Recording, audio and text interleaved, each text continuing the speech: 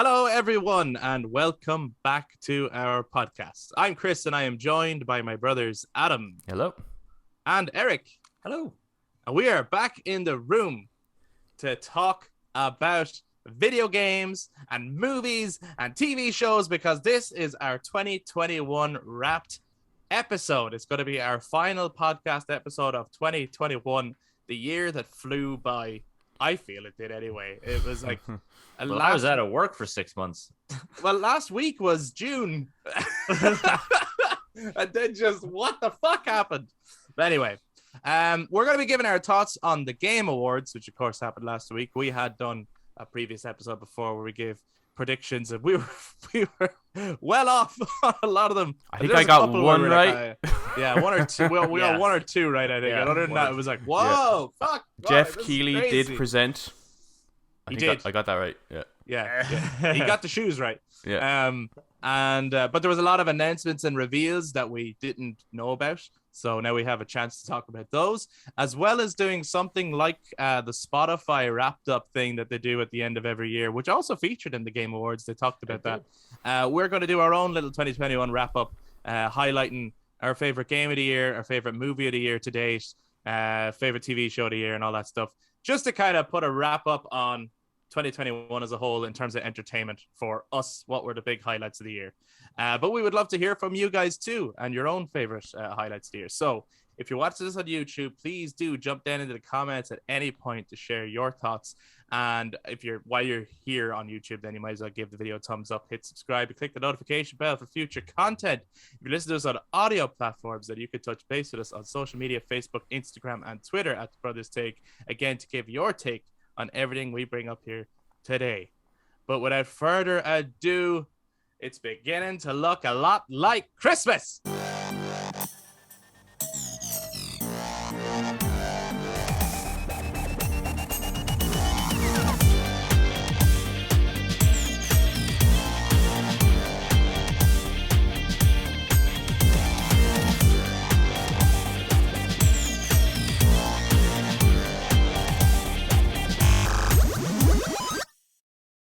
Let's start with the Game Awards, because that was the most recent thing, and we could talk about all that stuff before we get into our own little 2021 wrap up. Okay. We first must say we were way off with Game of the Year. We were. Yes, but Congratulations. Congratulations. To His Hazelight. reaction was very funny. Yeah. Like everyone else. He was fucking delighted. Yeah, but everyone else getting up so graceful. They were all walking up yesterday, and then they're he was just like, fucking yeah. Like, he was like proper sports fanatic getting up. Like, I was like, that is fantastic. And I love how, like, I think there was a moment when Jeff Keighley said something to him, like halfway through the show, and the camera just like panned on to him, and he was like the most chilled person in jeans. He was like laid back in his seat, and he was just like, yo, man. He did not look like he belonged there, and it was brilliant. So, yes, congratulations to him. Yeah, and congratulations to anyone who worked on It Takes Two. Yeah. And I know a lot of people were rooting for it, actually, as their favorite game of the year. I know the guys from, or at least one of the guys from Last Call Gaming podcast were rooting for It Takes Two, and they did comment on our videos. They've always been very supportive of us. Guys, go listen to Last Call Gaming. They're great, and they have at multiple points gotten in touch to say at some point we have to do a collab, and yes, at some point we have to do a collab. Don't know why it hasn't happened yet. Well, New Year resolution. New Year resolution is at some point we will do a collab. But go check them out. They're great. But they kind of called it. It Takes Two. It won. So well done to. We should listen to them more. We should say what they. We should see what they say. I do listen to them. No, what I'm saying though is, we should copy them. Yeah, we should see what they say, and they go, all right, well, they're obviously going to be right. They're on the ball. They're on the ball. Yeah. But how honestly, surprised were you, Chris? Because we were talking through this, and you were kind of like... but I mean, I've played it. Yeah, you played it, so... Do you know what? I think my experience of it was somewhat... it's still not my favorite game of the year. Like, it's still Resident Evil Village for me, which was in that category. But I think my experience of it was a little bit negatively impacted. Because I could say the game is solid. Like it's like, for example, best multiplayer, it won, and I was like, that's the one that should win that. Like, it's a great multiplayer game. Do you know what I mean? Like, it's well deserving of that. It's a solidly made game. It's just that some of the storytelling is a bit childish to me. So it put me off in the same way as Ratchet and Clank would have. Okay. But then also, like, it's a couch co-op game, which is great. So long as the other person who's playing it with you is having a good time as well. And if they're not having a good time, then you won't either. Right. So, there's a little bit of like, how into the game is your partner? Yeah. Okay. So that can impact it, but it doesn't really change my mind that much. But I was surprised, like, but not in a way where like it was a clear favorite of a lot of people. So Yeah. I don't know if the larger, like the player's voice would agree so much, because of I was watching back through. Yeah, so the Game Awards, it looked great. I don't know how it sounded, but I had to check the end of it, where they announce, because the stream I was watching, the audio kept cutting out like on nearly every announcement, so I missed half the show, and it cut out completely for the entire end section for the game of the year. Man. So I had to just get off it and come back to it. So I watched the end of IGN's one then on YouTube, and it has the comments live as it's going. Yeah. And once that was announced, oh my god, the salty gamers in the comments. Oh my, brutal stuff too.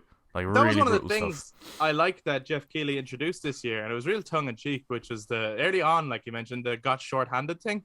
Yeah, that was good. I think that's really good. He was like, look, if you think we're wrong, put it up. And like, all you're doing when you do that anyway, like, yeah, you can vent all you want. You're advertising the whole show. But also, yeah. You can win something for being like, and you can win something. Yeah, but I thought it was a really clever way to do it, because obviously I think that was a direct response to the saltiness of The Last of Us Part 2 last year, winning like everything. Yeah. Because there were so many people who were so angry at that game just for its themes or whatever, or the way the story played out, that they were like, it deserves nothing, Yeah. So I think they were laughing about it and going, hey, look, if you want to get salty, let's make a part of the show, actually. Yeah, put it up on YouTube. I laughed at that. I thought that was good. Were there any other wins or anything that really surprised you? Obviously we thought differently on a lot of them, or predicted differently on a lot of them, but were there any that was just like, oh Jesus, I never would have thought that? Not really, just because I didn't get to play any of these games during the year. I really missed out on a lot of them. Maybe best narrative for Guardians, just because I didn't play it now, but just from what I've seen of it as an advertisement, it didn't look like a narrative-focused game. And being up against It Takes Two and Life is Strange, that just surprised me. That it makes me... It's not surprised me as in that didn't deserve it. It surprised me going, I should probably check it out. And that happened to me throughout this entire show, which is like, these are a bunch of games now that I just need to check out.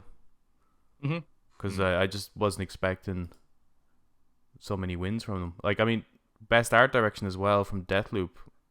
That was quite surprising. That really surprised me, because I was a bit like, it was up against one of the games was called The Artful Escape, and I was like, and Kena, like, and Ratchet and Clank and Psychonauts. So like, really kind of. I was a bit like, it was the one. I remember when we were doing the predictions on that one. I was like, well, you might as well take Deathloop out of the race here, because it's got to be one of the other four.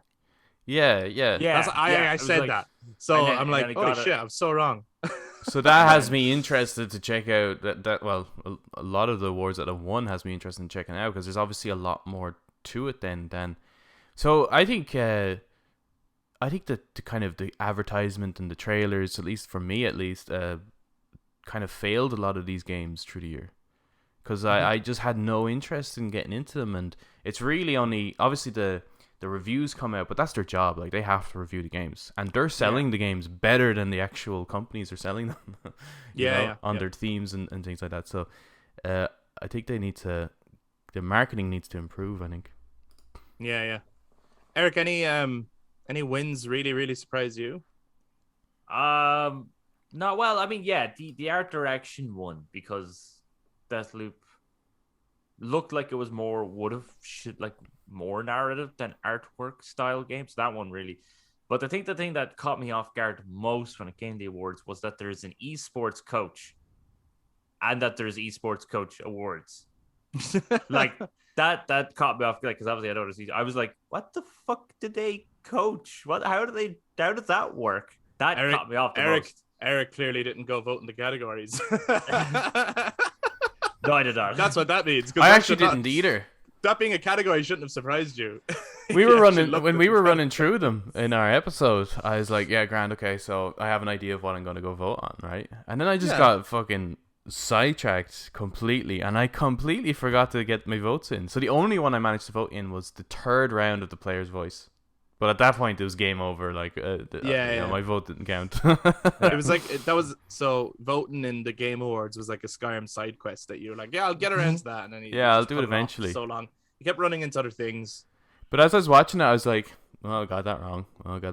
I know there's a few that I probably got right, but the only one I was like, oh, I 100% got that one right was the best performance. And I'm glad that she won. Yeah, you did. You did kill that. did. Yeah. No, yeah. And I was like, well, look at I get it. I get it, but I'm also like I think this is like, I don't know. She's brilliant. Yep. She's really brilliant, and she does a great character and a great performance. But there's an element to this where I feel like the award actually went to the meme rather than to the performer. I don't know. think so. It's just strange. I think it's because I think it is outside of the game that she won it. Yeah. A good bit. It's herself. It's her backstory. It's her charisma. Her doing the interviews. It's people getting to know her and stuff like that. And she's really she's such a nice person too. So I'm really excited. I'm glad she won because I'm excited to see. This is going to give her more roles, and I can't wait to see what she's going to do going forward. Yeah, I'm not upset or anything. No, like that. yeah, Like, I know what you take mean. it I know out what for you're anyone. saying, yeah, but But it's just that it's just Erica Mori as Alex Chen was just a really It was good. fucking amazing performance. I still have to get around that. Start to end. So you know what I mean. So but look, the other thing I was thinking though when she got up there, I was like, whoa, Smoking Maggie, holy shit! Like the like a internet- Bond girl dress kind of thing. Well, like they're gonna replace move aside Lady D. Like there's gonna be everyone's gonna go to horny jail for Maggie. Like I'm half expecting the modders to get that look. She was the in front of complete that Lady D opposite and, to what's his face that won for It Takes Two. You know, in terms of dress code. complete Complete opposite. One was absolute glamour, and Ready for the stunning, Oscars. and The other is just the other- I wasn't even meant to be here.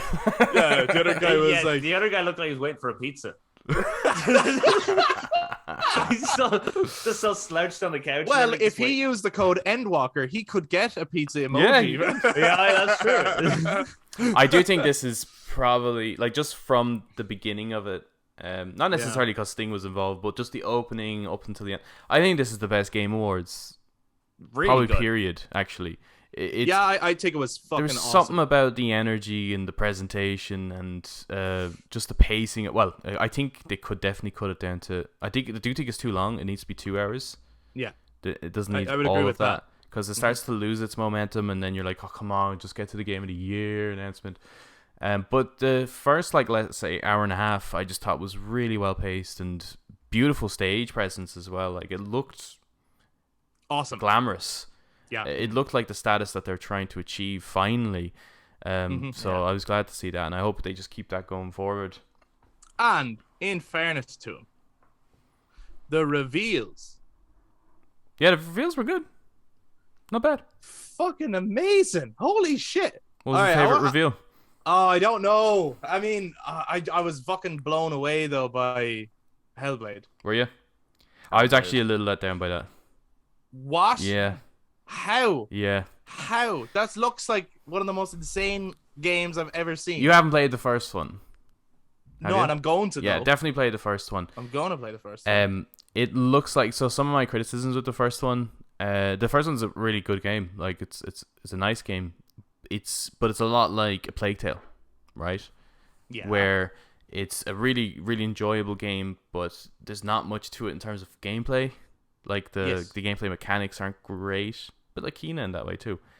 But they don't look like I was hoping that they would really improve on that for the second one, and it kind of looks like they're not really improving on that. Like they're focusing more on like the camera angles and the trying to make it more cinematic. That I feel like I'm not really going to engage with this at all. I'm probably just going to sit back and watch this.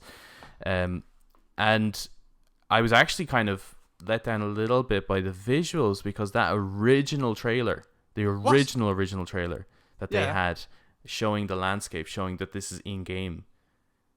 This didn't look Yeah. anything like that. This was a big step down from it. This actually looks like the first one. No, it doesn't. It does.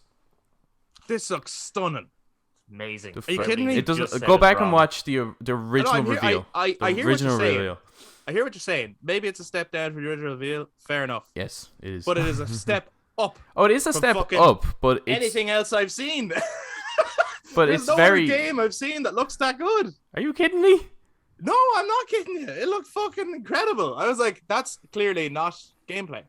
And then he kept up to No, the game, it is. you Yeah, saw I it mean was the gameplay. character. I was like, If you what? play Senua's Sacrifice on Yeah. the Series X when you get it, Yeah. it looks like that.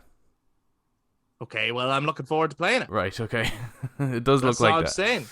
So The I scenery was was just fucking amazing. yeah, it's good, but it's not as good as the original in-game footage that they showed. Man, So this guy's tough. He's a tough guy. Someone Yeah. needs to, like, everyone should send Gabe's Adams way. It's tough cookie. And when he's like, yeah, it looks unreal, then everyone can go, jeez, it must be the best thing. the Gordon Ramsay of fucking. Yeah. Hell's Gaming. Yeah. I'm looking forward to it, obviously, but I was just felt a bit like, you really pushed the fidelity so high with the original trailer that it's like now it's not that they have stepped back on it. I feel like they almost lied to us a little bit about what they could achieve, and it just isn't actually possible. Okay. And that's why I feel a bit, yeah. I was like, as it was playing out, I was like, oh, man, I gotta buy this. And then, You don't need as soon to. as the thing came up, Game Pass, I was like, I bought it already. Yeah.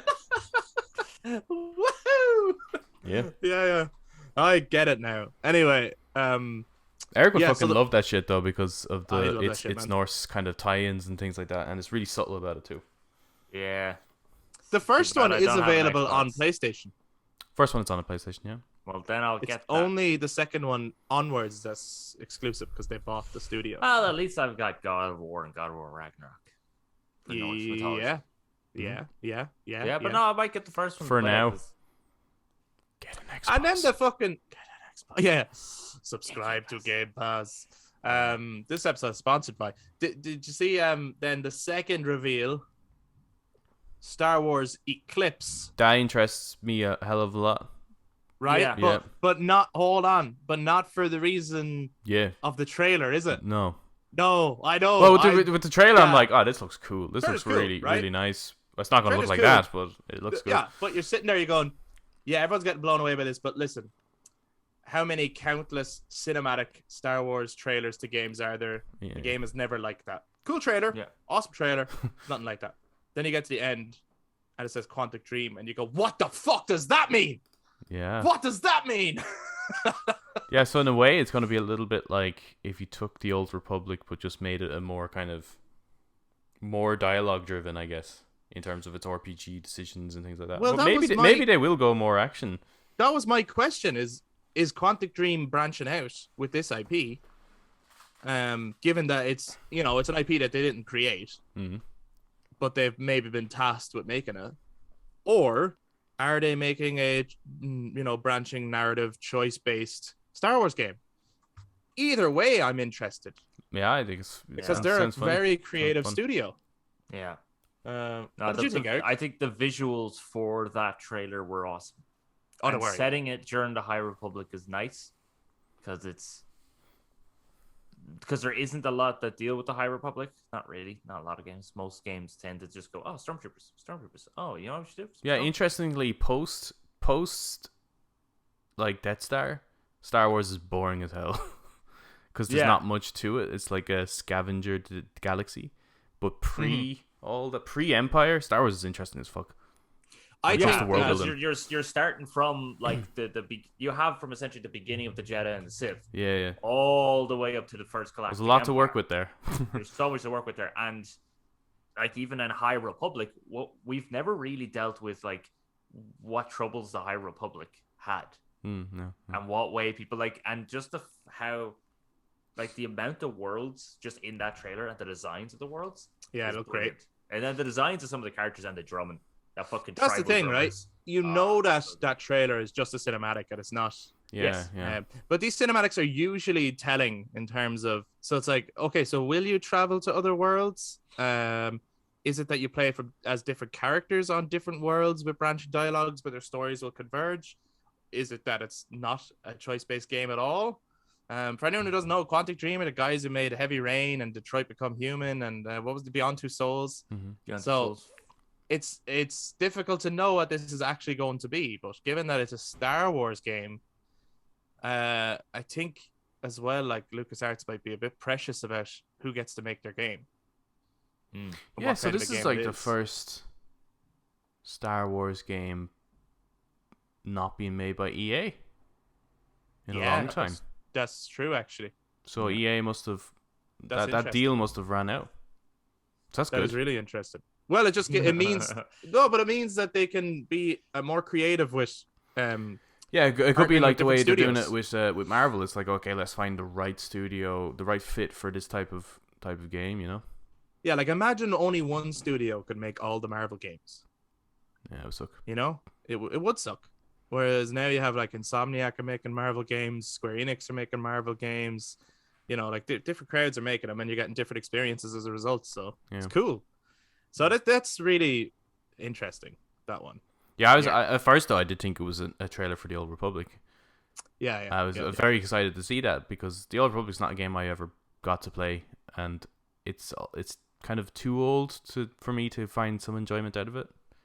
If I was to jump into it now, so I am looking forward to jumping into the new one. But then this Remake. just curveball with the whole Quantic Dream. Yeah, absolutely. You're like, what does that mean? The other thing that curveballed me, I mean, there was a lot of great reveals, and like we'll get to more, but like another one that really curveballed me, and I think it curveballed everyone, because Jeff Keighley was like, I've been looking at all the people's rumors and what they think, and this one didn't leak and nobody guessed it, and I was like, what could that be then? Yeah. But then Wonder Woman, right? And we didn't see much. It was just a reveal. Yeah, we know it's happening as opposed to. And I was like, what the hell? Why is that already more exciting than the Suicide Squad killed the Justice League, in which all the Justice League are in it? But for some reason, the thoughts of playing a single player story driven Wonder Woman game, sounds more exciting to me. Interested to see what that is like. So are you not totally convinced by just the Suicide Squad then? Absolutely not. It looks shit, doesn't it? You know, it doesn't look good to me, and I'm a huge fan of what Rocksteady have done up till now. I remember it reminds me more of Infamous mixed with Sunset Overdrive or something, rather than like a Rocksteady game. It just reminds me of Fortnite. It really reminds me of Fortnite. It's high energy shooter kind of thing. Yeah, and just the color palette though as well. The color palette seems off to me, and that's the thing I was even talking about with is there dog there, Eric? We can't see that, but you're just talking away to it. No, it's Ali. Ali is trying to get at the suits. Get out, Ali. My hand gesture means get out. Thank you. Good girl, Ali. All right. The invisible Ali. Dog has left the building. Yes. But the like I suppose we were saying that before about Suicide Squad. It was like we need to see the gameplay at this point. Yes. Yeah. And now showing the gameplay, I just we're like, no, go back to cinematics. show us that again. No, I remember making a comment on Facebook, and I got fucking loads. It was like, it was the time I got the most amount of engagement. I was like, but how dare you have an opinion on online though? I know, right? What were you thinking? I was like, it doesn't. They said it's based in the Arkhamverse, but it doesn't look like the Arkhamverse. Yeah, and it doesn't. To this day, it doesn't. No, it doesn't. But a lot of people got really mad at that. They're like, not everything has to be dark. It's like, I didn't even say that. It doesn't look like the same universe. It's not consistent. In art style, in tone, in character, it just looks like a weird. It looks like a weird game, and not in an interesting way, in a boring loot boxy kind of way. Like, I wouldn't be surprised if there was loot boxes in it. Yeah, there probably isn't, because that's such a negative thing nowadays. But it looks like a game that could have them, and it wouldn't be out of place. It's just weird. Yeah. It just didn't appeal to me at all. No. Like, I mean, but it could be like Deathloop. It could be just maybe the greatest fucking game ever made. Or like, and here we are with our negative glasses on. Yeah, or it could be like Guardians. We all said Guardians looked awful, and then I saw Raven reviews. I was like, I don't believe it, so I'm gonna play it. Played it. I've cleared it. I was like, what a ride. It could be like that. It could be like, to be honest, you only have fun when you play it. To watch it, it looks awful. You know what I mean? It could be like once you're actually holding the So controller. I think as well, like I don't know fun. about you, but the Suicide Squad, I have like zero interest in. Like I like the concept of the Suicide Squad, but even the film I didn't enjoy. The characters, I'm just not that invested in them. So I don't think I was ever going to like this as an idea. But for someone who's really into the Suicide Squad and loves the films, this is probably something like Guardians. Actually, this is probably something they're really into, because I didn't really like Guardians either. So that kind of thing is just, I'm already have a negative opinion on the subject. So people who are really into it though, this is probably right up their alley. Yeah, but like. Yeah, I don't know. It's just like I'm really into I'm really into the Suicide Squad, and I'm really into DC characters and the DC world. So it's putting me off. Whereas that Wonder Woman tease, loved it, and the fact that Monolith are doing it, very excited to see what that's going to be like. See what that's going to be good. And I'm really excited for Gotham Knights. I know it wasn't shown here, but just in terms of other DC properties that are happening at the moment, I'm still really excited for that. That's one of my more highly anticipated games next year. Next year is an expensive year, everyone. Yes, for sure. There's a lot of games. If only there was a service that you could subscribe to where you get these games.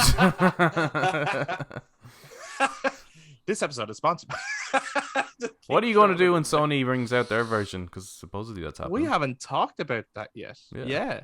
Which is a Project Spartacus, it's called. Something like that, yeah. Yeah, what do you think of that? I don't like the name. That's not what it's not going to be called that. It's just the kind of inner code names. What do you make of it? Well, I don't know. You know what I mean? Like I think I said this before when we had Howlin on, and we were talking about. He was telling us about Game Pass and that, and I was saying I don't know if I would want Sony to go down that direction. I think they kind of have no choice, because how are they going to compete, really? But I just can't see them being able to compete. You know, Sony has certain strengths, but I just don't think they have the infrastructure, the money to really compete with Game Pass. Honestly, to secure those deals and all that kind of stuff, because they can barely do it with PlayStation Plus. Those games have been piss poor for a long time. Honestly, whatever it is, I would pay for it if they can just do this one thing. If they could do this, I'll pay for it. Or in PS3 games. Backwards compatibility. Yeah. So digital versions of PlayStation 3, PlayStation 2, and PlayStation 1 games. A massive back catalog so that you can play old classics. Then it wouldn't matter to me, because I have no issue paying for a new game the day it comes out. Yeah. So even if they're not doing a thing of like, and the PS exclusives are day one on it, even if they don't do that, I wouldn't mind. Because to have the back catalog there, to me, would be worth it. Yeah, that's the one area where I can see them half promising and really not actually fully delivering on. I think they have a bigger, and I can't see them doing the day one thing either, because that's their moneymaker. And I don't think they should do that. So I just have a feeling that their version of Game Pass is really going to be a half-arsed attempt, and it's actually probably going to damage them a little bit. I don't think they should really pursue this, really. I think they should engage more in areas that Xbox is not doing, like the VR. Where the fuck is that? Like, things that makes it stand out, you know. And the exclusives, where are these bloody exclusives? I know that we should be taking our time with them, but it's just like they're so silent with them too. Yeah, that's actually, speaking of VR, that's one we did call for an award. Hey, yeah, we did. And everyone, you could hear everyone in the crowd going, "Woo!" Yeah. It's nearly more like it's like there wasn't a Game Awards when Resident Evil 4 came out, so it's like this is like a long awaited like award just for that game, even in a way. Any other reveals that came out during the night? That really well, there was. I was on the edge of my seat for Alan Wake 2 a little bit, because I thought it was Silent Hill. Silent Hill, yeah. We're all in the same boat there, but I'm still kind of interested. Yeah, no, look cool. Because I like. It sounds like a better game for sure. Yeah, because the fact that your man was saying that that's going to be now more survival horror. So, okay, Yeah. that's going to be cool. And like Alan Wake kind of because there's a DLC in Control that deals with that sort of Alan Wake stuff. And then by the look of his design in this, which he kind of looks like Bradley Cooper, it looks like he's really gone down the rabbit hole and he's fucking losing it. So I'm really interested in that. So yeah, I mean, it would be nice to get Silent Hill. Well, just on the mention of that, I had said it to Eric. I actually thought the whole way through the Game Awards that they were teasing Silent Hill. Yeah, because Guillermo mentioned it. Guillermo del Toro mentioned it. And then he there was, mentioned it. There was from a the game creator of Silent Hill. Yeah, and they had that in caps. Even like that Alan Wake trailer is nearly a remake of the Silent Hills reveal. Yeah, it is actually, yeah. Right? And then Jeff Keighley said, "Gotcha." And that could mean two things. One, gotcha because with the jump scare. Yeah. Or two, gotcha because you thought it was Silent Hill. That's true. Because they're very aware, like, you know what I mean? They're not off the internet. They're very aware of what people are. And I just have a funny feeling that they all already know Silent Hill is in the works. That's the most seriously tinfoil you had comment. I know. Yeah. Whoop, put it on. I just have a feeling that they are like, why would Del Toro say that? Why would he say that? And he's just after being handed off by Kojima. Yeah. Well, I don't know. He's very salty about the whole thing, so that or he's expressing a little bit of anger. Yeah. And putting it out there. I don't know, but they just kept mentioning it. I like Hideo Kojima's t-shirt actually. It's a cool t-shirt. It was a cool t-shirt. It was a very cool t-shirt. The Matrix. Yeah. But that was cool. Which we'll get to in a little while. We'll get to yeah. But I mean, I think I mentioned to you when we're talking about like reveals and stuff. I think I said it in the group chat when it happened because I was like, "Holy fuck!" I did not know that was going to be a thing.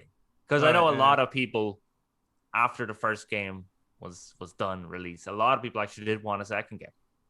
To which, I'll say now, I'm building up to it. So it's like I have the trailer happen. I'm thinking, oh well, this is just another one of those probably Warhammer Inquisitor games or some of that shit. Yeah. And then there's all the gore, and I was like, okay, well the gore is pretty cool. That's nice that they're having the gore, they're having the violence, because you know it's Warhammer 40k and stuff. And it was only when the Imperial Guard kind of bowed and looked at your man, and he said something. I missed what he said, and I was like, oh wait a minute, why am I getting this sneaky feeling? And then your man takes up the helmet. I'm like, holy shit, it's Titus, and it's fucking Space Marine 2. Oh my god, and then Space Marine 2. I was like, oh, that's fucking amazing. I never played Space Marine 1. I was never mad into it. But I didn't have that nostalgia. It's a fine game. Like it's grand. Like it actually wasn't. Like I got a load of it off my friend. But I just know that so many people were really wanting this. Yeah, I hope that like this is better. Much better, yeah. Because when it comes from the Space Marine game, you're like, oh, it should be like Gears of War, but like as a Space Marine. But it just wasn't quite that. It was the first one was a little, I don't know, arcadey almost. Yeah, it bit boxy, and there's a couple of like quick time animations nearly, isn't it? Like he performs. But the gameplay they showed here was reminiscent of a Gears game. It looked a bit close. Well, that looked like the first one as well, a little bit. Like that's what the first one looked like. But it's different when you play it. It doesn't quite translate. So hopefully they improve on that. I was getting excited because I thought it was a new Dawn of War. All right. I would have loved a new Dawn of War, but yeah, I suppose Space Marine's fine. Yeah. Well, the interesting thing about Space Marine was it ended with Captain Titus being taken away from Inquisitors, because he dealt with the chaos, and they were obviously using the warp, and he didn't get affected by it. So one of his own teammates sells him out because this guy's not affected by the warp, so he's obviously affected by chaos. So, and I don't think he had any bolts in his head in the first one. So when he took off his helmet, there's all the bolts. It's very like, okay, so what the fuck did they do to him then? That now he's back. Interesting. Yeah, I mean, the lore around Warhammer is like some of the finest sci-fi lore ever. Yeah, when are they gonna make the movie, huh? Yeah. I don't know whether it should be a live action or a CGI film, but it should definitely happen. It'll be on one of those plus services that just Paramount Plus. Mounting Paramount Plus. The one that we can't get. Like Halo. Yeah. Which looked quality-wise good. Yeah, quality of it. I missed it, so I didn't get to see it. Well, it looks good. To be honest, good. Looks good. I should say, oh, Planet of Lana. Planet of Lana. Did you see that? Does that look great? No. That was just like it's like a little side scroller. And your one is there going on this giant spider but it was robot. fucking epic. The music and the machines chasing. No, I missed and that. I don't know. I got like pumped into it. I got like really like, well, I was like, are you gonna make it? Like I was like, great. By the end of that trailer, I was like, this is a game that's gonna make me cry. I want to get it. Yeah. This is a tearjerker right here. Planet of Tears. Plague Tale Requiem looked awesome. Looks so good, and I love the first one, and I can't wait. It's exactly kind of Amicia is going down exactly the path that we said, like, you know, having the crossbow, having the knife, much more brutal, much more. Yeah, I think the gameplay is going to be greatly improved because they've obviously, I mean, that was an independent game. A lot of people forget that. The first one was an indie game. Yeah. It did so well. They got a lot of money. You know, they're being pumped up that they can make more of a AAA game this time. Like it was, the first one was an indie game reaching for AAA status. Yeah. Well, I don't know if I'd classify them as indie, but they were definitely a lower budget studio for sure. But it was in best indie category. Was it? That year. Yeah. It won the best indie category, and then it was a nominee for Game of the Year, but it didn't win Game of the Year. No, that was an indie game, like. Okay. So I was like, when you think of that, you go, "Whoa!" Like this is fucking. Because I remember picking it up, and it was way longer than I was expecting. I was expecting a very short experience, and then I was like, "This is fucking nuts." So, yeah, that looks great. I'm really looking forward to that. It looks really, really great, and as horrible as always. Yeah. That also kind of always reminded me of Warhammer a little bit in its aesthetic. Yeah. There's a bit of that in it, all right, yeah. Dune kind of actually was a bit like, or Warhammer was like Dune. I don't know. The aesthetic of, there's one point in the movie Dune. That's a game coming out too, isn't it? It is, yeah. The Spice Wars. It's like an RTS game. Yeah. That's right, yeah. Hard to know what that'll be like, I suppose, until you see gameplay. I think I've seen screenshots for that, and it looks a little kind of like either Civilization, one of those Civilization games, all right, or kind of like one of those mobile RTS games, where you're looking down and it's like you got the city on the little hex. Yeah. Symbol. That's exactly what I was picturing. I kind of feel like it's one of those games that's just using the name to market itself. So like a game, yeah. In a way, I think so. Like there was a lot of great reveals. Different things are going to stand out to different people for different reasons. Yeah, but I suppose there's loads because they even had the announcement of Forspoken's villain. Then that's right. Yeah. That's a weird game to me because I like the studio. I like the writer. I like the artwork. The gameplay looks good. So I can't put my finger on why I'm not excited for it. Yeah, I'm the same. Do you know what I mean? Like Amy Hennig is a great writer. The voice cast sounds good. The designs look great. Square Enix make great games. Like I just can't put my finger on why every time they show it, I'm like, I don't care. But I don't know why. I'm not necessarily into that fish out of water kind of story, I think. Like, because this is it to the extreme. It's like First Night, isn't it?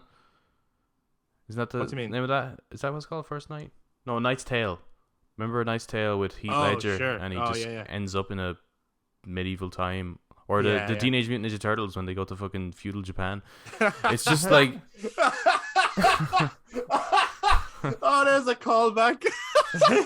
Oh my god, yeah. So I'm just not really into that whole like, because they always make out the realm that they're in, like everyone there is so stupid because they don't know the modern shit, you know. And it's like, I'm sure it's not gonna have that element to it, but I just, that doesn't interest me, and I think that's why I'm not really looking forward to it.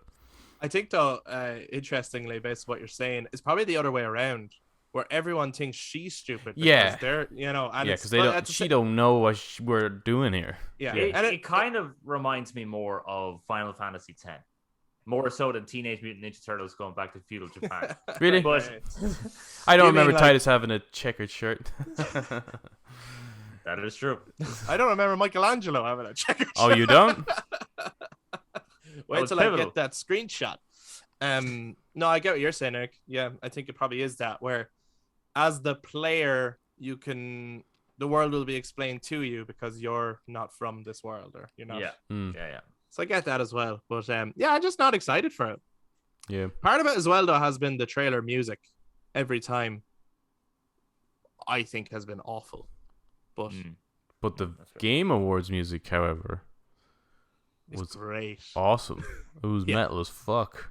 Yeah, like really every great. category just had like the Doom music, basically. I know, that was class. It was great.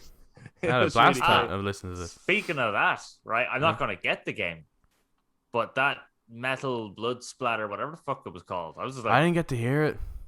oh, cut out for me. Which where Matt Heafy was on. yeah, Matt Easy get answered it. Hey, He's wearing representing. He's wearing a Trivium shirt for all the people who aren't watching us on YouTube. But yeah, like I'm not gonna get the game, but I was like, that's awesome. They're getting all these fucking metal artists to come in and do the music and everything, and playing some like demon witch that's killing other demons. Yeah, it's pretty cool. It looks like Doom, but awesome. Yeah, because Matt came on and he's like announcing it, saying your one from Arch Enemy's gonna be in and stuff, and then it's like, let's see the game. And it's like the audio cut out completely for me. So I was just watching the shooting in silence, and I was like, I bet that would have been great. Your whole experience was kind of ruined, wasn't it? Yeah, the whole Game That's a Awards shame, because it was a really great, like, because last year was the first year I tuned in to watch the whole thing. All right, yeah. Before that, I'd only ever seen bits of the Game Awards. Right, yeah. I was like, I don't know, it was lost on me. I just missed out on the whole spectacle of it. So then this year I was like, oh great, like I'm tuning in for it. And in comparison to last year, definitely, this was a way better show. Oh yeah, This was great. Even without audio, this was a better show. So I think they did a really good job. I suppose then I'd like to point out as well on the music. I always think that the orchestra at the end, who seamlessly go between the themes of the nominees. Like Eric, you should go back and listen to them doing last year's though. Yeah. Because last year's, of course, included The Last of Us Part 2, Ghost of Tsushima, and Final Fantasy VII Remake in that category. Okay, I'll do that. And going through the music like in a live orchestra, it's fucking amazing. But they were great here as well. You know, they're really, really good. That's such a great way to do that too, isn't it? Like instead of naming out the nominees, just seeing it up on the screen, hear the music. Maybe awesome. I'm wrong when I'm saying this, but I kind of like. I feel like I'm watching this. Like the Oscars or other award shows should maybe look at this for like presentation of things. Maybe I'm wrong. Maybe no. I think the Oscars do have. Well, they always have music artists. The Oscars isn't too bad. You know, this took a while for the Game Awards to get to look like honestly, Eric, you tuned in at the finest quality of this Game Awards. Yeah, like the past few years have been, you know, it took them a while to get here, didn't it? Because nobody took games seriously, and Jeff Keighley has been basically trying to make this the Oscars of gaming. Yeah, he's been working really hard on building it up. Wasn't there one Game Award where they had or maybe this was E3, probably was E3, where they had like. I think they had an orchestra playing music for like the first reveal of Days Gone, but there was like people hanging, acting like that was Sony's experience. No, that was pretty interesting. That was good. They did that as well for God of War's reveal. Yeah. Bear McCreary came out and same for Ghost of Tsushima. They had a guy come out and play like I don't know what kind of flute it was, but dressed in the. That is cool though. I like that kind of touches. It's a cool way. I missed the PlayStation experiences. Like they just, you know, they should bring that back and they did something stop special. Doing state of plays. Please stop doing state of plays and do PlayStation experience instead. Yeah. But the back to the orchestras. The singers were fucking amazing. Yeah, really good. The one for when they did the Horizon Zero Dawn, I was like, oh my god, she is so fucking good at singing. Yeah, that was brilliant. Yeah, it was really, really good. Really, really good. And I like the aesthetic of the Cuphead song. That was really good. That was great. Yeah, and also those games are supposed to. I love the animation to those games. Yeah. It's supposed to be crushingly difficult, but it is supposed to be. Yeah. I haven't gotten into it now, but I think that's on Game Pass, right? I don't know if it still is. It definitely used to be, for sure. Yeah. Okay, if it's there, I might just torture myself and give it a go. But I love that animation is just fucking awesome. Really, really great. And then, of course, towards the end of the show, I think it was the final reveal, was the Matrix Awakens. Yeah. Which I already knew about because I saw it on my PS5 and went, what the fuck is this? And then it was like download for free. I was like, what the fuck is this? And then I downloaded it and then I had all the code and then I had a countdown and I was like, was is this? and I typed it up on Twitter or something. I was like, "What is this?" Because I had no idea what it was. I was like, "Does anyone know what this is?" Nobody answered. Nobody told me what it was. And then of course I found out that Carrie-Anne Moss and Keanu Reeves are going to the Game Awards. I was like, okay, so they're going to tell us what they're going to tell us. So it's like a good version of the Abandoned thing. Yes. Yeah.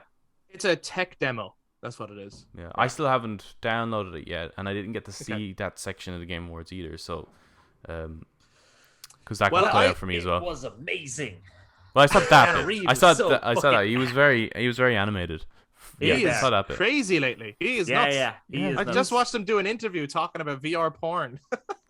Okay. All right. Okay. It was because the interviewer asked him, it's like, hey, like in Cyberpunk 2077, a lot of the modding community were trying to mod it in such a way that people could have sex with Johnny Silverhand. But that was like the most requested character to have sex with, right? And since then, CD Projekt Red kind of were aware of this, and they were kind of giving out and saying, we don't want that mod getting out there because we don't know if we have straight to horny jail. Yeah. Well, we don't know if we have permission because that's using Keanu Reeves' likeness and stuff. We could get in trouble that people are doing it, right? So the interviewer just asked Keanu Reeves, like, while you're here, do you mind if I ask you? He was like, well, it's nice to be nice, He's like, he was like, if it's a positive thing, good, great, He's like, I don't care. But he's like, but think about the future and like he got into weird he's got into weird territory in terms of where technology is going. He was like, eventually maybe they'll have the VR headsets and maybe they'll make like a suit that you can wear and it'll like stimulate, parts of your body. And then they'll have metrics inside it that read your arousal levels. And then it'll be able to use cookies to sell to you the things that you want to experience within the games there. And he'll be like, and then you'll come out into the real world and you'll realize reality is better. He is almost like like all the kind of not character actors, but like Nicolas Cage, Jeff Goldblum. Yeah. I mean, Jeff Goldblum's at the Game Awards. Jim Carrey. Yeah, he was also at the Game Awards. And John Malkovich, right? If all four of them were amalgamated into one person, you'd have Keanu Reeves. Right? Yeah. He's great. He is great. But it was funny just when it was him and Carrie-Anne Moss, like, he talked a lot. Yeah, I think there should have been a healthy balance between the two talking because they're just as pivotal to the Matrix franchise and they're both brilliant actors. But yeah, he was all like very handsy, and she looked like she was at like just kind of advertising her jacket or something on a fashion show or something. Well, you should see the interview I saw then because it's like he answered every question, and she kind of every so often was like, "Yeah, no, it's not for me."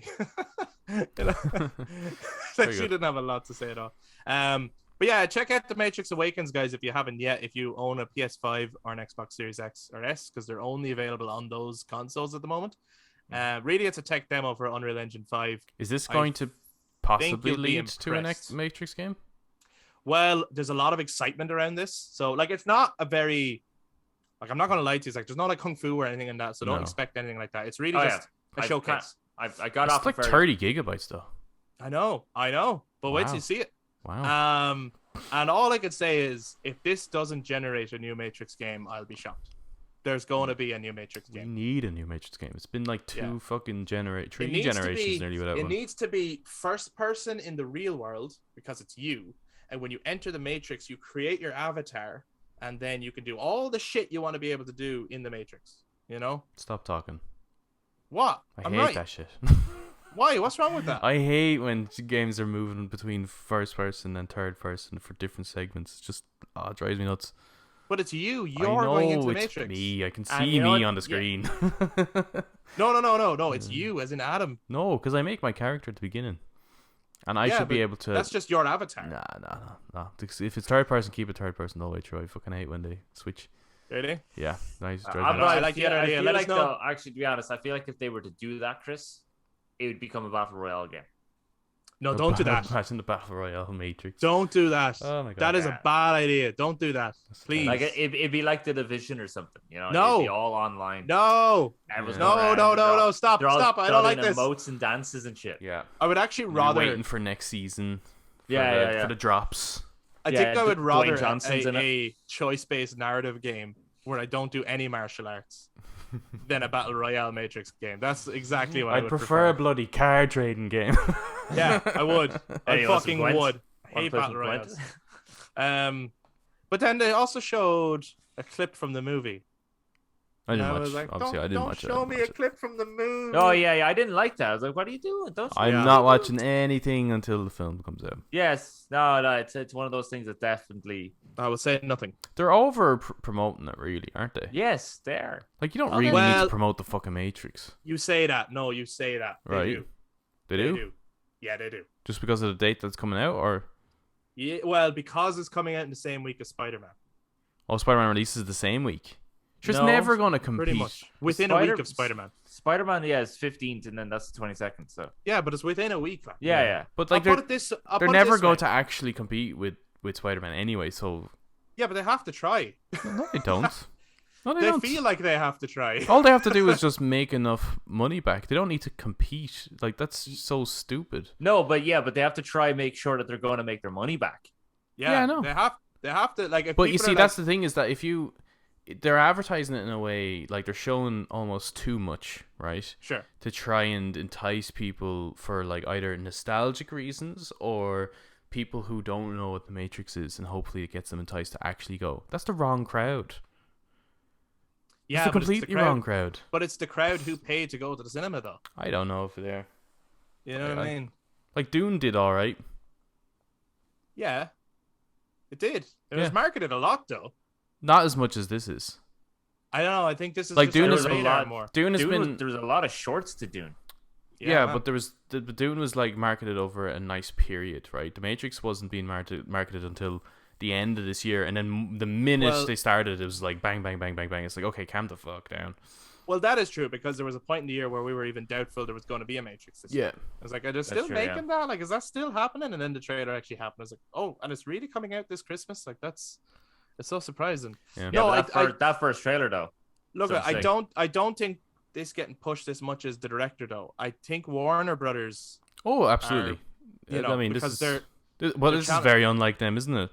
yeah, they're challenging Disney, like, you know, and they're going Fucking right. idiots. We need to make sure. We need Yeah. to make sure that people who are going to see Spider-Man, because they're all going to see Spider-Man, Yeah. as opposed to going to a second viewing of Spider-Man the following week, that they go see The Matrix instead. All right. That's what we need to make sure. It just Then seems we like get- two completely different audiences to me, though. But whatever. I don't think so. Well, I just think you're going to get a lot of parents bringing kids to Spider-Man. Obviously, you get others as well, but I don't think Yeah. you'd get that with the Matrix. Like, No, you might get won't- the you won't odd get few. parents bring kids. No, you won't. No, you won't. But it's weird to me to think it's a different audience because I'm like, I think there's so many people now going to see Spider-Man just for the Sam Raimi Spider-Man. Think And so? they're the same audience who grew up with The Matrix. So, Mm. yeah, of course I think so. Are you kidding me? It's the reason I'm going. That's all anyone is talking about. Is Tobey Maguire going to be in it? Like, it's like, who gives a fuck that Tom Holland is Spider-Man again for the 5th time? Who gives a shit? Like, Well, I think most people would give a shit about that. maybe Going to see it. younger kids. That Yeah. I suppose it's a generational thing, isn't it? Yeah. It's hitting a lot of generations. But yes, The Matrix Resurrections. We actually all have our tickets. We do. We're going to be seeing it. So you won't hear our thoughts on that till the new year, I suppose. Mm. But speaking of that kind of stuff, then let's wrap up 2021 and jumping off the Game Awards. I think we've said it before, but maybe in the last 2 weeks you've played something else that has changed your mind. But let's quickly go around your game of the year, your own personal game of the year for 2021. What is it, Eric? Yeah, you see, I kind of like Adam. I haven't actually played a lot of games this year, so for me, game of the year would probably have to be Resident Evil Village. It just has to be.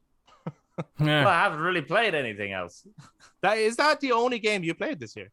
That's the only new game I've played this year. Yeah, Really, yeah, actually, yeah. Eric? What happened to you? I don't know. I don't know who I am How anymore. the turntables. Yes, I leveled up. Hmm. I think I gamed the most this year. I haven't jumped into Halo Infinite just yet, so I can't speak upon that. But for me, also Resi Village. Well, what do you Game know, of the year. guys? Resident Evil Village was the Brothers Takes Game of the Year 2021. Yeah, me too. It was a solid I mean, game. It is a solid game. It's right up there for me with Resident Evil 4. as one of the best Resident Evil games ever made. Yeah, that's pretty good. It's pretty. Some people might not agree, but I prefer it to Resident Evil 2 Remake. I do. I think it's better. It's unreal. Unreal 5? Unreal Engine 5? And scary. And fucking scary. And plus, some of the best enemies in a Resident Evil game. Yeah. Ever. Oh class. my god. So Love cool. the Lycans. It's such a uniquely awesome depiction of Lycans. Yeah, sad to see them know what not I be mean? in the next one, I guess. No, I actually thought they were announcing. I thought they were going to announce the. Remember they said earlier in the year that the Resident Evil Village would have DLC. Yeah. I actually thought one of them would have been announced at the Game Awards. Yeah, And then I was thinking, I was like, slow oh, on they're gonna time this well now that Maggie, while she's there, will be able to announce it actually, because it will be, mark my words, a Lady D DLC. Yep. Not where you play as her, but it'll center around her for sure, because Yeah. people want more of that character. Resident Evil's Village DLC Spank the D. What the fuck? Yeah, it'll give you what all the modders created. Yeah. That is their version that's of the what DLC Creation Club. Yeah. Oh god. Oh Jesus. Yeah, and you can unlock all the different costumes and things that people created. What was that about? That was one of the biggest gaming fads this year. You know that? Yeah. Like, what was that about? I was kind of half expecting her to be wearing that outfit, to be honest, for the Game Awards. The big white dress. Yeah, with the big hat. Can you imagine? That'd be amazing. She is actually tall. Yeah. Tall, yeah. I was surprised how tall she was. Yeah, 9 feet or something. Yeah. And she sucks blood. Yeah, fucking hell. Okay, so that's our game of 2021, Resident Evil Village. I have a feeling no, actually, I won't say that. But yeah, keep going. Yeah, is everything going to be the same? Yeah, is everything going to be the same? Like, we'll see. Well, let's do something slightly different now. And this is something that we don't talk about a lot on this podcast. But given that Eric didn't game this much, maybe this is something that he did a lot more of. TV shows. There was a lot of TV shows this year, especially with and last year, because of like the pandemic and stuff. People are sitting in more and watching more shows and TV and binge watching things. But Eric, what was your favorite TV show to come out this year, and why? Mine so far, because Witcher 2 has not been released yet for us when this is being recorded. Although I might not like that show, but I probably will. Mine has been Arcane. Yes. And I was fucking delighted when they were playing the music from that for the Game Awards. They had the song that Sting performs in the show. That's how they opened the Game Awards. I was like, because I think it was that's pretty familiar. And I was like, oh, that's from Arcane. That's class. And then they did they got the Imagine Dragons, and they were doing their own collaborative song. And I was like, oh, this is kind of a nice song. And then they just got into the opening theme song of Arcane, and I was like, that was so good. This is amazing. But that game, that show, because the artistic design, the cinematography, the music, and the story is just fucking phenomenal. I have a feeling I know who Pagan is going to dress up as for Halloween because of the show. Really? I don't think she's ever heard of the show, so. But she's really wanting to watch it, so yeah, she has. Oh, okay. Yeah. Oh, news to me. That is news to me. Yeah, I actually watched the first 10 minutes of the first episode.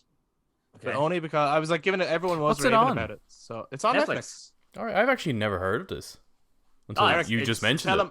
Tell him more, Eric. Tell him more. Fucking phenomenal. It's amazing. Is it animated? Yes. All Yeah. right, Yeah. so I wouldn't be into it then. Huh? I don't think I'd be into it then. Why? I just can't. I don't know. I just can't get into animated stuff. We play video games. Like, is it like CGI animation then, or is it hand drawn? It's a mix of the two. It's Okay. its own unique. It kind of everything looks a bit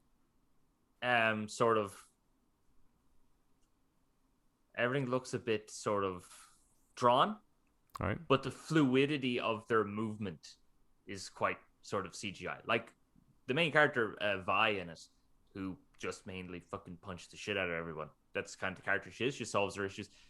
The movement, the fluidity of her actual like wrapping her arm around someone's other arm and then beating the shit out of them is so fucking natural. It's amazing. And then the cinematography and the soundtrack is just amazing, and the designs. I wonder, did they use a little bit of is it called rotoscope? Is that what it's called? Mm-hmm. Maybe. I wonder, did they use a little bit of that? I don't know. I haven't watched enough of it to comment on it really. I was checking it out when I had a moment, but then I was so tired that I was like, I couldn't keep my eyes open, and I was like, oh, I better not watch this now because I'm not really getting it. And then I didn't go back to it, but I should watch it because people are going crazy for it. I'm terrible at watching shows though, like really bad. Yeah, If well, there was an award for worst person at watching shows, I would get that. I would win that award. Yeah, like I tried to watch Castlevania, and a lot of people like were raving about that, and I don't know, I just couldn't get into it. It's not that style animation. Well, no, it doesn't really matter. It's just something about animation. Like I can watch an animated movie, but it's just something about an animated TV show. I just find the pace is always so kind of slow. I always find it difficult to get into animated shows. Well, watch the opening of it, okay, the first episode, and then see what you think. If you're not really gonna like the style of it from then, you might not like the rest of it. But okay, interesting. Well, this is the first I've heard of it, so that's. I think it's gonna be at the top of a lot of people's radar this year. Actually, there's a lot of hype around it. But yeah, is it a Netflix original? Is it? Yes, it is, isn't it? It's based on the League of Legends game. Okay, now I know it. Right, yeah. But it's called Arcane. Yes. Yeah. Okay. I don't know anything about League of Legends except neither do I. Played it on their mobile. I've played a little bit of it. It's not mad into it. It's not my thing. Yeah. But I would imagine the show is pretty much nothing like the game. I would imagine so as well. I'm sure the character designs are similar. I think the character designs in the show are similar. Like I'm pretty sure they actually use the characters from the game in the show. But then I think the show kind of fleshes out more of their backstory and intertwines the characters more and stuff like that. And sort of just, so League of Legends is like, just pick a character and you start fighting each other. But then this is actually giving them sort of motivation into the fights and stuff like that. Yeah. But I think, honestly, from looking at, like, because I decided to watch trailers to League of Legends and stuff like that, watching the trailers, watching the show, they're almost two completely different products. Okay. Well, I think there's a lot of like comic books and things around League of Legends. There's probably like other sources, other stuff, yeah. And this is just another one to add to the mythos. The mythos. Now, what about you guys? Yeah, Adam, what was your favorite show of the year? You've done a lot of show watching. Very. I'm gonna be very boring here. Ted Lasso. Why is that boring? It's not exactly exciting. There's no fighting or guns or explosions or. Sure. Not even CGI, I wouldn't say. But Ted Lasso is my show of the year. And what was so good about that? What's that on? I didn't know about it. It's on Apple TV. Ah, yeah. And it's just it's a really easy watch. It almost, like, each episode is 30 minutes. It's not that long, each episode. Like, they kind of get longer as the season goes on. Mm-hmm. Like season 2 in particular, some episodes were nearly over an hour, but the beginnings of it are only half an hour long. But the amount they kind of cover, with some shows are half an hour and you kind of feel you barely even watched anything. Yeah, and then other shows are like 50 minutes long and it feels like they've gone by so quickly. Mm-hmm. The 30 minutes is like. It's absolutely like enough, and they've covered everything, and you feel like you've watched a substantial bit of content within 30 minutes. Yeah, which was really nice. And the writing and stuff like that. The only thing I can kind of compare it to in terms of the tone and the type of comedy that it is, because it's a comedy show, is Scrubs. So it's a lot like Scrubs. It's not quite as funny as Scrubs. Though? Ted Lasso. Who am I thinking of? I don't know. I think I was thinking of a serial killer. Well, Ted Lasso is like Dexter, like. No, I don't know, but I for some reason you said Ted Lasso. Ted Bundy. I might have been thinking of Ted Bundy actually. Ted Lasso is a show. Do you know the meme where it's like the dad saying something like I think it's a dad. He's like, I think it's called like Family Values or I don't know what the name of it is, but. He says something and then there's always someone going, wait a minute, you got that or something. Like, did you ever see that meme where it's Like it's 4 people. It's a man. It's Jennifer Aniston. Then there's I don't know what. Yeah. But and then is Jason Sudeikis? Oh, and Will Poulter. Will Poulter. Yeah. You know what I mean, right? Yeah. So Jason, Jason is that's Ted Lasso. And okay. He it was originally a sketch that they did like years ago, for US TV, which was the idea of this American football coach who went to England to try and teach or coach a English soccer team, and he knows nothing about soccer. Right. So that was the sketch, and then they decided to turn it into a TV show, and they pitched it to Apple, and then they funded it, and it won. I think it won a Grammy or an Oscar the first year it was out. So it's an award-winning show, and then they quickly came out with season 2, and that came out this year. But what's really great about it is like he's genuinely really shit at soccer, and people like are fucking despising him. The country's hating him because like they're ruining their game. But he's like so focused on not just coaching the team, but being a life coach for each player. So there's really like heartfelt shit in it. Right. And then he has, and much like Scrubs, right? It's all funny, but it gets pretty deep. He's going through some serious problems and stuff like that.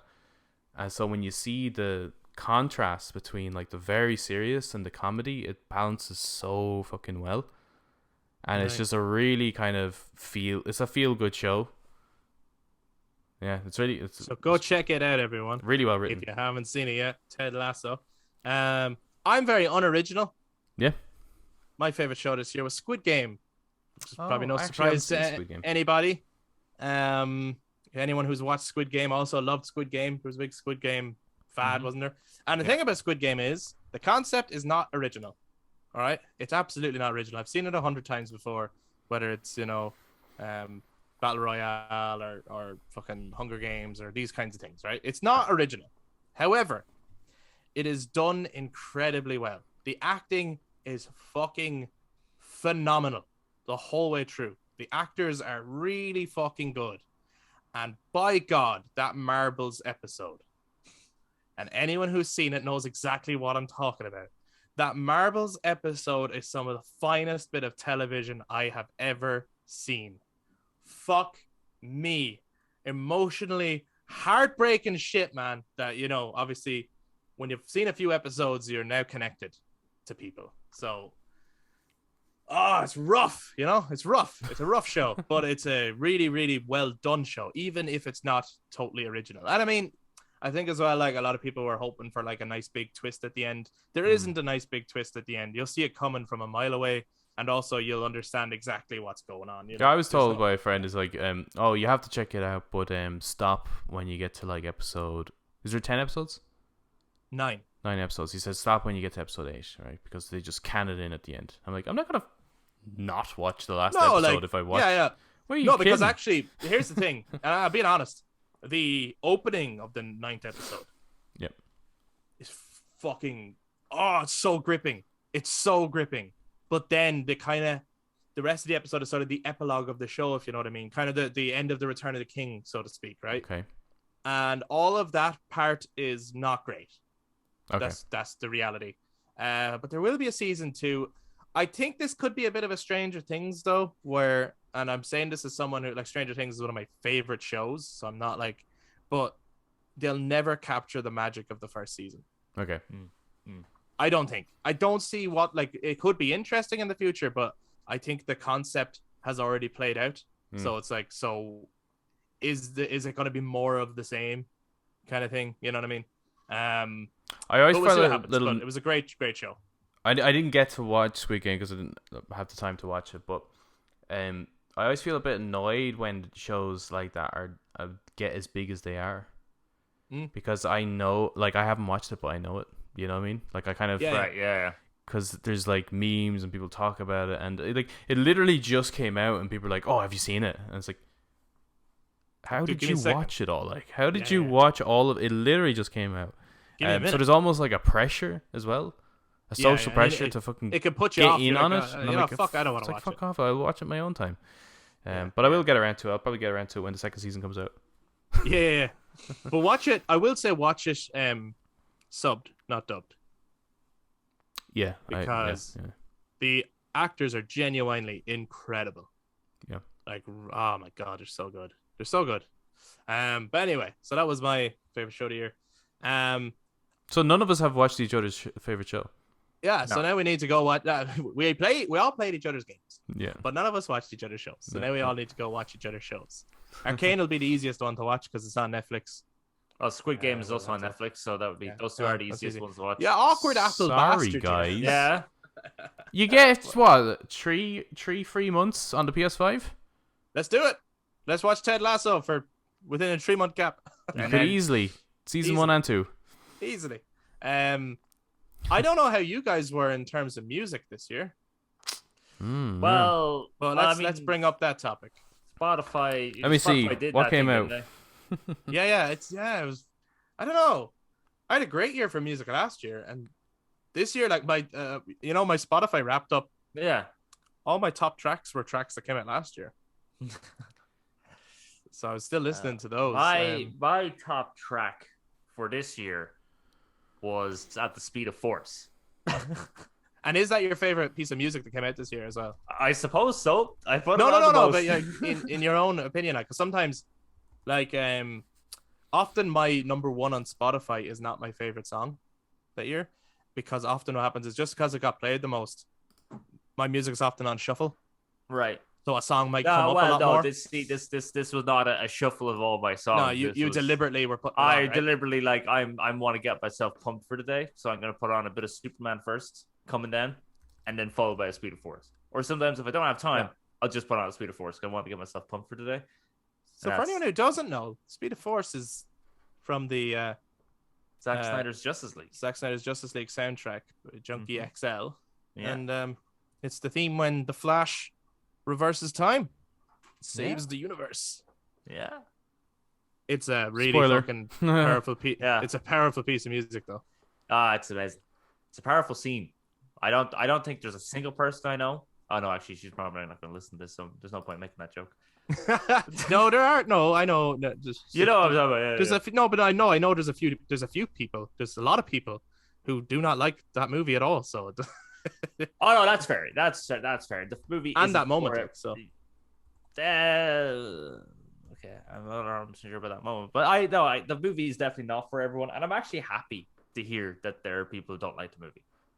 Yeah, that makes me so happy. The reason why, No, I know what you mean, though. Yeah, it's because when this movie was being hyped and those people were like, oh my god, the one thing I didn't want to happen was just everyone in some unified sheep-like manner just go, yeah, the movie's amazing because there was hype around it.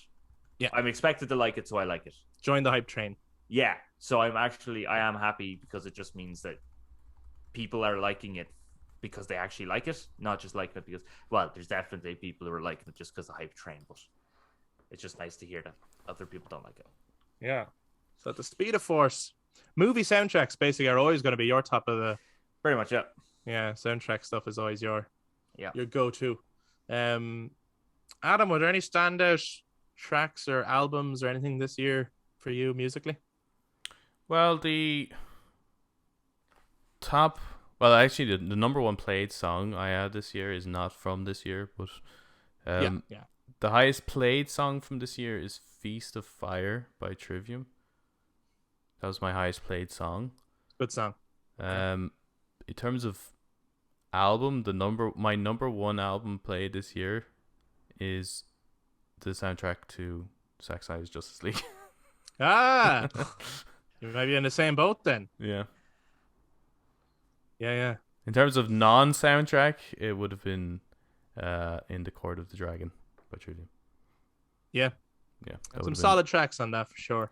Would have been my highest played album this year. Yeah. I'm not gonna go off what's my highest played album or anything like that. I'm actually just gonna go off what my favorite. How do you do that? What? How do you know what your favorite is? How do you do that? How do you not know that? So I don't know. I was very kind of I don't even have every year I make a playlist. And I add songs that come out that year that I like to that playlist. And then at the end of the year, I usually have a big playlist of music. I didn't make one this year. It's really telling.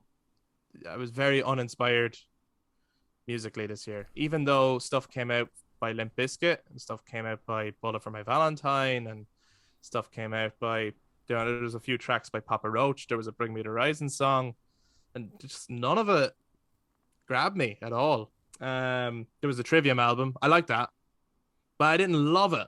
Mm-hmm. I really like it, but I don't love it. Honestly, the most interesting piece of music that came out for me this year, in terms of like commercial music, was the EP Moral Panic 2 by Nothing But Thieves. They sort of fused hip hop and rock, but in a way that I hadn't heard before. Normally what that means is rock music with rap over it. There was no rap in it. It's just that in the music itself, there's a hip hop. I can't really explain it. It's more like Kanye West style hip hop, but all with rock instrumentation. It's strange, but they do it really well, and they're pretty good songs. There's only 5 tracks there, but so that was an interesting EP. But yeah, I'm hoping next year there's a few, because even there was a Slipknot song that came out, and I really didn't like it. I didn't like it at all. And I love Slipknot, and I was like, as the first track of a new album, this really just sounds like a B-side. This does not sound like a big hit single. So I was a bit worried about that. And then I heard a Korn song, and I was like, it's an okay Korn song, but it's not, I don't know, nothing is like hitting me. And I don't know if I'm getting too old or what's happening. Am I losing connection with these bands? I don't know. But nothing was grabbing me or hitting me the way I wanted it to. So I'm hoping next year more stuff does. But I did listen to, actually, that is something that came up on the Spotify wrapped up. My most listened to genre was soundtrack. Yeah, because I also had soundtrack stuff the No Time to Die soundtrack and things like that.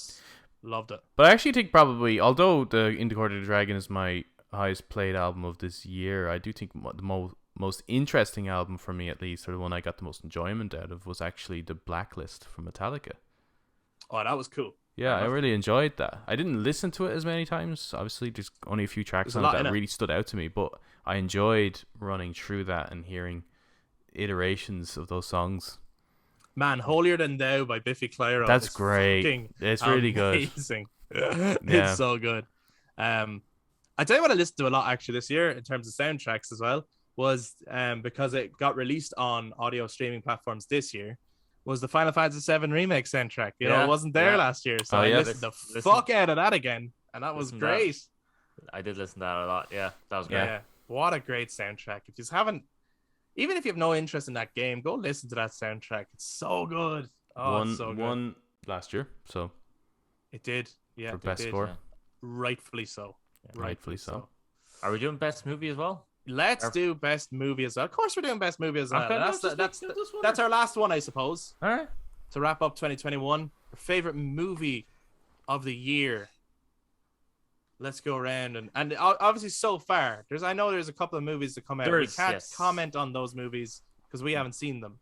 No. So we might, when we come back in the new year, if one of them for some reason is better, then we could say, I just want to retcon what I said because now I've seen that and that's better or whatever. But as it stands, likely not going to happen. Probably not going to happen. No. Likely not going to happen. I would agree. Yeah. Likely not. Even though I'm excited for them, likely not going to happen. Eric, what was your movie of the year 2021? My movie of the year for 2021 was Zack Snyder's Justice League. I fucking knew it. How come? Because it was apart from just the fact that I like Zack Snyder's direction style for those characters. Not specifically that I like all of his movies. I don't. But just his understanding of those characters, I much prefer. And I like his directed. Like, as he directs, when he's doing a comic book movie, he directs it like a comic book. Now, it looks like it's paneled from a comic book, which is brilliant. The score was fucking beautiful. And it on top of that, not just going on this 4-hour-long epic that almost felt like, almost brought me to the same tier, or brought my memories back to the same tier as like watching Lord of the Rings. because all these characters coming together, and there's this great epic world, and you're seeing the threat of the bad guy, and you even have that moment, kind of like in Fellowship of the Ring, when Frodo looks in the Galadriel's mirror, and he sees what would happen if they fail. They do that in this. And then they have like the 5,000 years ago, the big epic battle where the bad guy, like it just felt like it's it was very Lord of the Rings. It's very Lord of the Rings, which we all love. So that was amazing. Music was amazing. And then it was a sense of justice for us because we were all, as fans of what Zack Snyder was doing, as fans of DC, we were kind of done dirty in 2017. Massively so. Massively done. So it was just nice that he was able to get to finish this project, and the fact that the actors were able to also, the hard work that they put in before that was all fucking shredded to pieces like nothing, the fact that they were also able to get it, and then it was nice to have the for autumn at the end of it as well for his daughter and stuff like that, and just like a lot of different things that were symbolism towards like anti-depression and anti-suicide and like all those campaigns. It's just a really nice like sentiment to that movie. And then just the movie is really well made as well, and just nice that we finally got it. So, yeah, a moving moment for sure. Adam, mine's the same. Zack Snyder's Justice League. It's my movie of the year. Knocked it out of the park. Yeah, which became the most tweeted about movie of this year. Yes, it did. Yeah. Whether that's positive or negative, doesn't really matter. It became the most talked about movie. So anyone who really hated that movie, you just did it a service, really. Oh yeah, they do. And I think if you really dislike a product, you should probably just not talk about it. Yeah, you should just ignore it. Just it's how you avoid kill it. Something. Yeah, it's how you kill something. Yeah, keep talking about it. It's gonna keep it alive. But yeah, I really enjoyed the movie. Love the film, but I think what makes it special and stand out for me is that I don't think I've ever had that type of experience with a movie, like outside of the film. You know, the build up to it, the hype to it, the part of the movement, and the support for it, and getting the screening, the virtual screening, and things like that. You know, things like that, it just really, and I don't think I'll get that again. I don't think that's ever going to happen again. Like that type of experience is very exclusive, I feel, to that film, and I don't think we're ever. And at any time it does happen again, it will be it's like, you know, this is such a standout. Like historically, this is a standout movie. And it just so happened in my eyes to be a really great film as well. So that just adds to it. But I think this is going to go down in history a little bit. Like I think in film studies or marketing or whatever, this will be talked about. And it has become a meme. Release the whatever cut now has become a meme. It's really has elevated beyond what it was initially supposed to be. I feel like if this film did come out when it was supposed to, in the way it's going to be, I actually don't think it would have been as much of an impact as it has become. Oh no, it would have been hated. Well, I don't know if it would be hated. I think it just would have been just another movie that would just be forgotten nearly. But it became more than that. Perhaps, you know, I don't think as well that this version is the version we would have got either. Would have gotten it. So it actually ended up working out for the best nearly. Although we're never really going to see the finality of those films. That is unfortunate, but we ended up with a better product than I think would have actually have come out. Yeah. So it's it's a fucking amazing movie. Just tell the truth. Like those shots, there's just like small shots which are always like the standout moments to me, which is just like this goes beyond just it's a good superhero movie. It's now just a great movie. Like Cyborg playing football was just fucking like blown away by those shots. The best iteration of playing football ever. Yeah. Or like, you know, when Lois Lane is like places down the cup of coffee or something like that, and it just the focus on the ring or whatever. Yeah. It's just like this is just incredible storytelling, visual storytelling. Yeah, the details are all there. Yeah.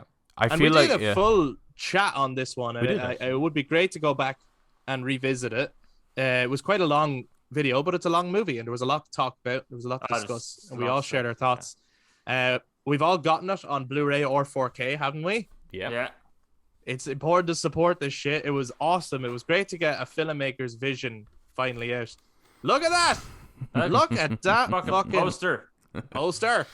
That's unreal. One of many. Because I think when I went to Waterford with my friends, I brought it with me, and we all sat down. And no, it took us like the whole fucking day to watch it because we would go off and pause it between the chapters, and even at the end of disc 1, we went off and we had dinner. We did other things and stuff. But yeah, no, they all really enjoyed it. They all gave it like they rated it higher than I thought they were going to because they gave it like an 8 out of 10. And I was like, do you know what's great about the impressed movie? by that. It's the kind of movie that I love, and I wish I could have seen it in cinema. Yeah. For the first time, right? Yeah. Because those are the movies I love in cinemas where it's like, this isn't just a movie, it's an event. This is an event. It feels like an event, and you get those hype moments to happen on screen where you can feel everyone's reaction around you. Yeah.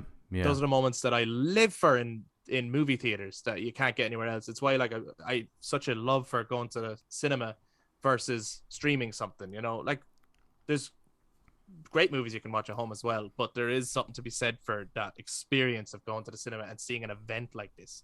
There was a couple of really good movies this year. I think A Quiet Place Part 2 was another one where I was like, I'm so happy I saw that in cinema because I never saw the first one in cinema, and I was raging because I was like, as good as this is on TV, I can only imagine the tension of seeing it in a cinema. And A Quiet Place Part 2, oh my God, I was so like on the edge of my seat the whole way through. The acting was phenomenal. I was right up there as like an incredible cinema experience. But my personal movie of the year is No Time to Die, which we also did an episode on. I loved it. I fucking loved it. I think one of the reasons I loved it was because the trailers looked crap. Well, not crap. They just looked like a run-of-the-mill. It's like, yeah, it kind of looks like Spectre. I expect it to be as good as Spectre, where it's like, pretty weak James Bond film, but just as a movie, I enjoy it. I could watch it and go, yeah, I had a good time. Yeah. Not great, but I had a good time. But I loved it. And similar to what you were saying about the Zack Snyder thing, they did something in this movie that I personally feel they can never do again without comparing it to this movie. That's true. And if you haven't seen it, I won't spoil it right here because we have a spoiler talk that you can go check out. But they can never do it again. And both of those films are very Marmitey. Oh, yeah. Yeah. Because there's No Time to Die is also a very divided movie in terms of you either really, really enjoyed it or thought it was the biggest piece of shit. I don't think you ever thought it was okay. Because I also really love that film, and I shouldn't. Yeah. There's so much to pick out of that film, but it's just something about how it's put together, and I do genuinely think I'm running through all 50 years of Bond movies at the moment, and I do think No Time to Die is the best directed Bond film ever. It's incredibly well made. Yeah, very well made. Yeah. Really. Yeah, that's a good movie. It's so good. There's I can't wait to get it.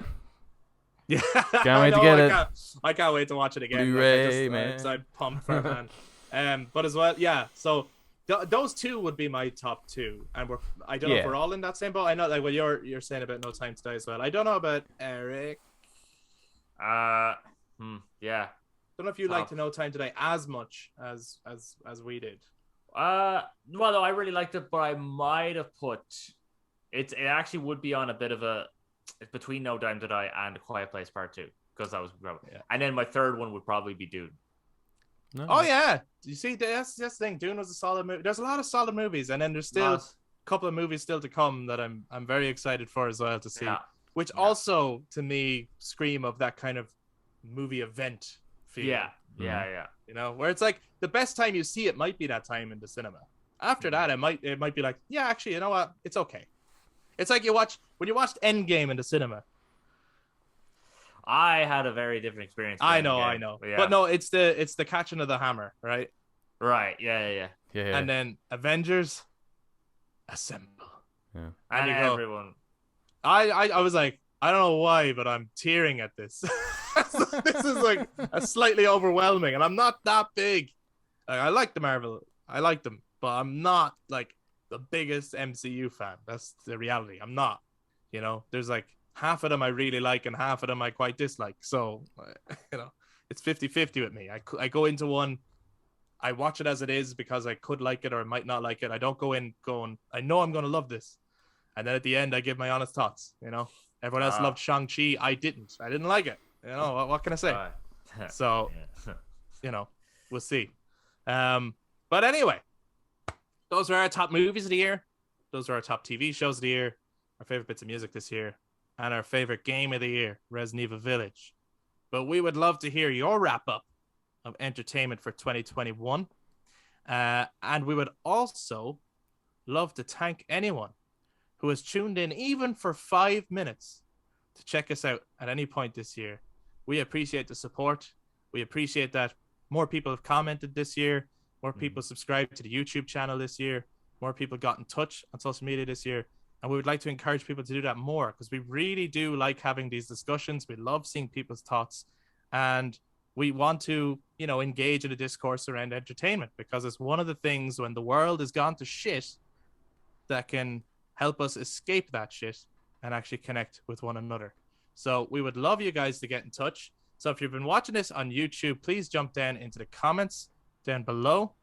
I thought Eric was just like... I think he's frozen. He's frozen. I thought Eric was like really like captured in the moment. Yeah. But he's frozen. We've lost Eric just as we were saying goodbye. He couldn't handle it. Hey man, What are we the red and blue pill right now? Holy shit, we are. So which one would you pick? Pick the red pill. Do you know what just happened to Eric though? What? This happened before. Yeah. His Monica. laptop died. No, it's Monica. Okay. Yeah, It's Monica. Yeah. It's totally Monica. Fuck She you, got him. Monica. Fuck off. Anyway, guys, seriously, thank you for listening to us in 2021. We look forward to coming back in 2022. This is obviously our last podcast episode of this year. So we'd like to wish you all happy holidays, Merry Christmas, Happy Series Xmas, whatever it is you guys want to call it. We look forward. We hope you have an awesome time and a much better new year. It's going to be a great year for gaming, great year for movies. There's so much coming out next year, so it's going to be exciting. But if you've enjoyed this at all, please do give us a thumbs up, hit subscribe, and click that notification bell for the future content. Holy shit! Eric's back! Are you ready? Here. Hold on! Eric's back! There we go. He's back, everyone! We got him back from Monica. She had taken him away, but he's back. Eric, are you okay? I'm fine. It was horrifying. We were just telling everyone to have a Merry Christmas, Happy Holidays, and a Happy Series Xmas as well. That we hope they have a great time. We'll see them in the new year. That they should subscribe if they're listening on YouTube. That they should get in touch if they're listening on audio platforms on social media, Facebook, Instagram, and Twitter at The Brothers Take. Happy holidays, everybody, and we will see you next year. Bye-bye. Bye.